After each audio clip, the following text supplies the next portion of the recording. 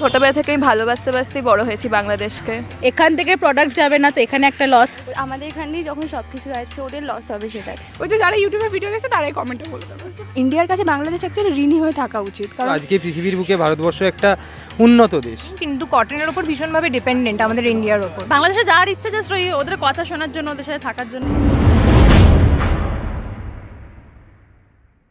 বাংলাদেশের ভারতীয় পণ্য বয়কট করাটাকে তুমি কতটা সমর্থন করো? অবশ্যই আমি চাইবো না যে এগুলো কিছু বন্ধ হয়ে যাক।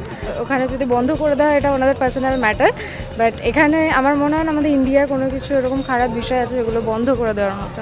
আমি সমর্থন একদমই করি না, কারণ দেখো আমার তো মনে হয় ইন্ডিয়ার কাছে বাংলাদেশ অ্যাকচুয়ালি ঋণী হয়ে থাকা উচিত, কারণ এমনভাবে সরকার ওদেরকে হেল্প করে, তারপরে ওরা যদি বলে ইন্ডিয়ার জিনিস বয়কট, তার মানে আর কিছু বলার নেই এখানে। আমি সমর্থন করি না। ইন্ডিয়াতে তো সব দেশের পণ্যই পাওয়া যায়, তো আমি আজকে আমেরিকাকে সাপোর্ট করি না বলে তার পণ্য ব্যবহার যদি না করতে শুরু করি তাহলে তো খুব মুশকিল হয়ে যায়। আমার মনে হয় এটা জাস্ট একটা পলিটিক্যাল এজেন্ডা যেটা ক্রিয়েট করেছে, এটা কিছু হবে না, because the country is actually not self sufficient.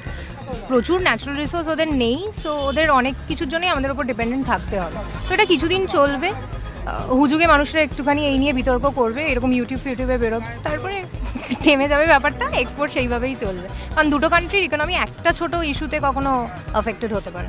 আমি সাপোর্ট করি না, কারণ as a citizen of any মানে যে কোনো কান্ট্রির একজন সিটিজেন হিসেবে, কারণ আমাদের কিছু নিডস থাকতে পারে, এটা আমাদের কাছে আছে সেটা হয়তো অন্য দেশের কাছে নেই, আমাদের কাছে যেটা নেই অন্য দেশের কাছে আছে। তো আই থিঙ্ক মিলেমিশে থাকাটাই বেটার। তো বয়কট করাটা ডেফিনেটলি আমি কোনো সাপোর্ট করি না। বাংলাদেশ আমাদের কাছ থেকেই আমাদের পার্শ্ববর্তী দেশ, খুবই ছোট দেশ, আমাদের পশ্চিমবঙ্গ যতটা বাংলাদেশও ততটা।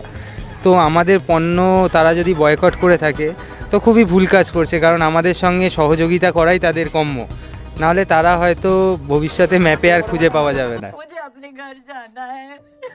ঠিকই করেছে, এমনিও ভারতের পণ্য ওরা ডিজার্ভ করে না, ওরা ডিপেন্ডেবল, ওরা আমাদের পণ্য পাচ্ছে না, ওদের প্রবলেম, আমাদের তো প্রবলেম হবে না। I think as a Indian আমার মনে হয় ঠিকই করছে। ইন্ডিয়ার সব কিছু আমরা এখানে ইউজ করতে যাই, আমরা বাইরের কিছু ইউজ করতে যাই না। বাংলাদেশ ঠিক আছে, না গেলে কোনো প্রবলেম নেই। বাংলাদেশের তেমন প্রবলেম হচ্ছে না, আমাদের কোনো প্রবলেম নেই, ঠিকই আছে। আমরা গর্ববোধ করি যে ইন্ডিয়ার সব কিছু ইন্ডিয়াতেই থাক, কোনো দেশের দরকার নেই আমাদের, আমরা একাই 100। আমাদের এখানে ওইভাবে নেওয়া হয়, বাইরের জিনিসকেও আমরা অ্যাকসেপ্ট করি, এখানকার জিনিসকেও আমরা করি, ওরা ওইটা করতে চাইছে না, এটা ওদের মেন্টালিটি। একটুও না বয়কট করলে খাবে কি ওরা? গজব বেইজ্জতি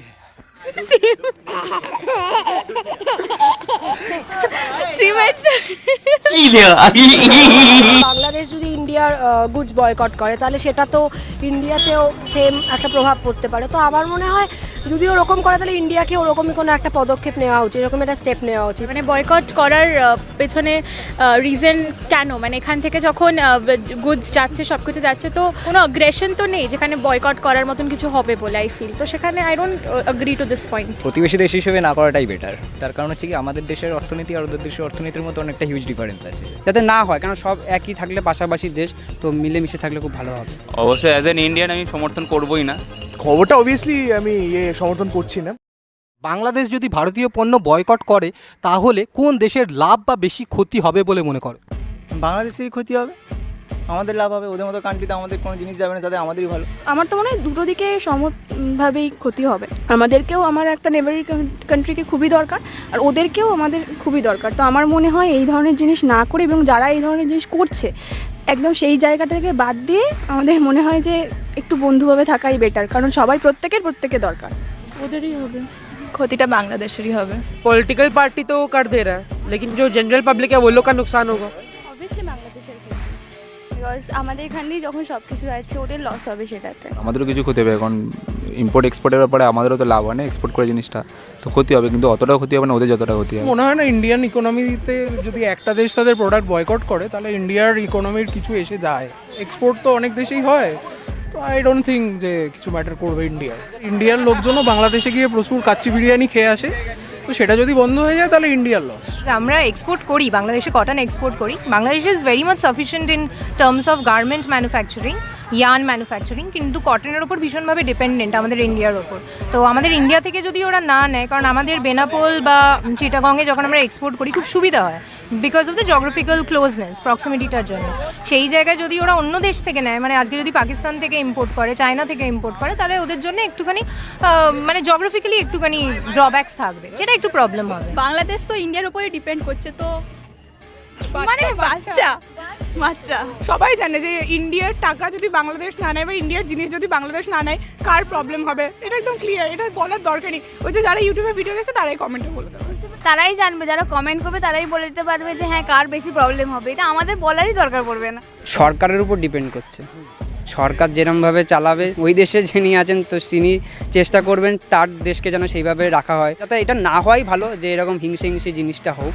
যদি হয় তাহলে তো এটা সময় আসলে দেখা যাবে। আই থিঙ্ক বাংলাদেশের ক্ষতির থেকে বড় কথা, ভারতের প্রফিটের থেকেও বড় কথা, চাইনিজ টেরিটরিগুলো বেশি প্রফিটেবল হবে, কেননা ইম্পোর্ট ওখান থেকেই তখন বেশি হবে ইন্ডিয়ার থেকে তুলনাগতভাবে। ইন্ডিয়ান পণ্যের তুলনায় চাইনিজ পণ্যের দাম হয়তো একটু কম হলেও জিনিসপত্র কোয়ালিটি অবভিয়াসলি খারাপ পাবে, বাংলাদেশেরই আলটিমেটলি ক্ষতিটা হবে। কারণ ব্যান করে দিচ্ছে, আমাদের জিনিসপত্র ওখানে পৌঁছাচ্ছে না, তো অফকোর্স ইকোনমির একটা তো ডাউনফল তো হবেই সেখানে। যখন পুরোপুরি একটা বাংলাদেশের মতন একটা জায়গায় পুরো সব কিছু ব্যান্ড হয়ে যাচ্ছে, তো অবশ্যই অনেক ডাউনফল হবে। এখান থেকে প্রোডাক্ট যাবে না তো এখানে একটা লস, ওইখানে প্রোডাক্ট ঢুকবে না তো ওইখানে মানুষ ওটা ইউজ করতে পারবে না। বেসিক্যালি দুদিকেই লসেস আছে। Bangladesh is a neighboring country to India and it shares borders with many states. তো ওখানে একটা ইকোনমিক ইম্প্যাক্ট হবে এবং জিওগ্রাফিক্যাল ডেমোগ্রাফিক ইম্প্যাক্টও হবে বলে আমার মনে হয়, এবং সেখানে সোশ্যাল ইকোনমিক পলিটিক্যাল সব কজেসই থাকবে। Sir and Indian government should also act according to that point. কিছু লোক আছে তাদের কাছে এটা ম্যাটার করে, যাদের রুচি এটাই যে এর ক্ষতি করে ওর বড় হবে বা এর ক্ষতি করে তাদের ম্যাটার হতে পারে। বাংলাদেশেরই অবভিয়াসলি, কারণ ভারতবর্ষ যথেষ্ট ম্যাচিওর, যথেষ্ট আজকে পৃথিবীর বুকে ভারতবর্ষ একটা উন্নত দেশ। আজ এই ভারতবর্ষকে পৃথিবীর বুকে প্রায় সব দেশই চেনে। বাংলাদেশে এটা বলার দুজনের এক জায়গায় করার কোনো জায়গাই নেই, কারণ ভারতবর্ষ হচ্ছে একটা বড় দেশ আর বাংলাদেশ হচ্ছে একটা পশ্চিমবঙ্গ। ক্ষতিটা ওদেরই হবে, আমাদের কোনো যায় আসে না। কারোরই খুব একটা লাভ হবে বা ক্ষতি হবে না, যা ক্ষতি হবে হয়তো ওখানকারই হবে। বাংলাদেশ বা বাংলাদেশের মানুষজন তোমার কাছে কতটা প্রিয়, আর যদি প্রিয় হয় তাহলে কেন? আমি ছোটবেলা থেকে বড়ই হয়েছি বাংলাদেশের গল্প শুনতে শুনতে, কারণ আমার দাদুরা ওখান থেকে এসছে, পূর্বপুরুষরা ওখানের। তো ছোটবেলা থেকে আমি ভালোবাসতে বাসতেই বড় হয়েছি বাংলাদেশকে, তো এখনও সেটাই আছে, ভবিষ্যতে থাকবে। তাই আমারও ভাষা প্লাস আমার পূর্বপুরুষেরা চট্টগ্রাম থেকে আছেন, তো আমিও আমার ঠাকুর কাছে অনেক গল্প শুনেছি, তো ভাষা এবং মানুষজনের প্রতি তো ভালোবাসা ডেভেলপ করেইছে। আমার ফ্যামিলি হিসেবে দেখতে গেলে দুটো সাইড থেকেই আমার ফ্যামিলি। ওদের ল্যাঙ্গুয়েজ মানে বেঙ্গলিতে যে কথাটা বলে, যে টানটা, ওটা আমার বেশ ভালো লাগে। হেট্রেট কিছু নেই, আমি কোনোদিন যাইনি, বাট এমনি ভালো, ঠিক আছে, প্রকৃতি ভালো, পরিবেশ ভালো, ওখানে সিনিক ন্যাচারাল বিউটিটা খুব ভালো আছে।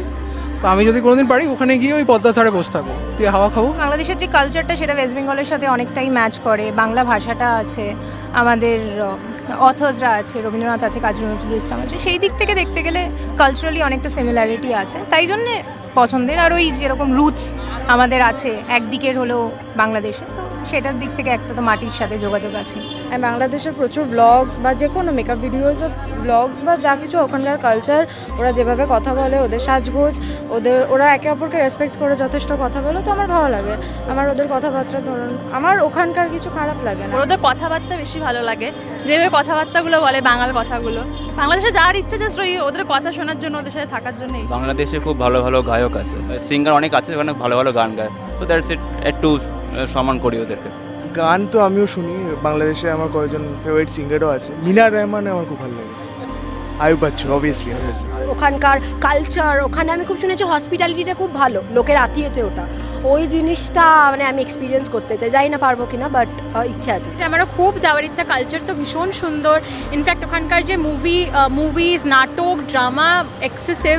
আমাদের ইন্ডাস্ট্রিতেও তো অনেকে কাজ করছে, তাদের ভীষণ বড় ফলোয়ারও আমি। খুব সুন্দর কালচার, ভীষণ সুন্দর জায়গা, তো মানুষজন অবশ্যই সেখানে ভালো তো হবেই। এবং বাংলাদেশের প্রচুর বন্ধুবান্ধব আমাদের আছে, ফ্রম সোশ্যাল মিডিয়া টু আমাদের নিজেদের রাজ্যে বলুন কি দেশে বলুন, প্রচুর বাংলাদেশি মানুষজন আছে যারা আমাদের বন্ধুবান্ধব, ভাই, আত্মীয় স্বজন। সব থেকে হলো বেশি হলো যে রান্নার স্টাইল, এইগুলো রান্নার ধরনগুলো, ওগুলো অনেক কিছু ওখান থেকে আমাদের দেশে অনেক লোক কপি করেছে। অনেক কিছু দিক দিয়ে দেখতে গেলে খাঁটি, যেটা আমরা হয়তো এখানে খুঁজলেও অনেক সময় ভেজাল পেয়ে যায়, যেরকম আমরা যেরকম ইউজ করি অ্যাজ এ বিরিয়ানির মশলা হিসেবে, তো ওখানকার মশলা আর এখানকার লোকালের মশলা অনেক ডিফারেন্স আছে। কিন্তু ওরা সত্যি এমনি খুব ভালো হয়, ওরা গেলে খুব অতিথি আপ্যায়ন করে, যেটা আমি নিজেও ফিল পেয়েছি। খুবই প্রিয় বাংলাদেশের মানুষ আমাদের, খুবই প্রিয় বাংলাদেশ। ইভেন বাংলাদেশের নাটক আমি খুবই দেখি বাড়িতে বসে, বাংলাদেশ খুবই প্রিয় দেশ। একই জিনিস, বাংলা তো দুটোই, বাংলাদেশটাও বাংলা, আমাদের বাংলাটাও বাংলা, তো দুটো একই আমরা মনে করি না। ওরা আমাদের কাছেরই, বর্ডারের ওপারে হলেও আমাদের কোনো না কোনোভাবে আমাদের সঙ্গে ওতপ্রোতভাবে জড়িত। ইলিশ মাছ 1 নম্বর, কিছু কিছু ওখানকার বাংলাদেশের এই শর্ট ফিল্মগুলো কিছু হয়ে থাকে, মুভি, ওগুলো ভালো লাগে।